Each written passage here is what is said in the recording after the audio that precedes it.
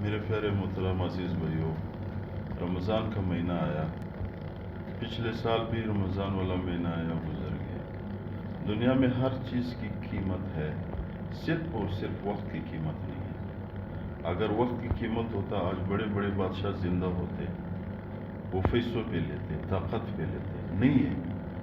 تو رمضان کا مہینہ آیا، ہر بندہ کوشش کرے، جتنے بھی روزے گزرے وہ تو گزر گئے، ابھی آنے والے مہینے میں تیاری کرے کہ میں نے خواہ روزہ رکھنا ہے۔ یار یہ سیزن ہے، بڑے بڑے ماہر تاجر سیزن کے لیے تمام کام چھوڑ دیتے ہیں۔ ہمیں بھی ایک مہینہ کتنی زبردست ہوگی کہ 11 مہینے اللہ تعالیٰ نے ہمیں چھٹی دی ہے، ایک مہینے ڈیوٹی دی ہے، تو ایک مہینہ ہم روزہ رکھے، کتنے بڑی انعامات ملتے ہیں۔ تو بندہ کوشش کرے کہ یار اس دفعہ روزہ میں نے خواہ رکھنا ہے۔ اگر زندگی رہی تو روزہ دار پہ بھی گزر جائے گا، بغیر روزہ دار پہ بھی روزہ گزر جائے گا۔ تو اچھی بات یہ ہے کہ ہر مسلمان بندہ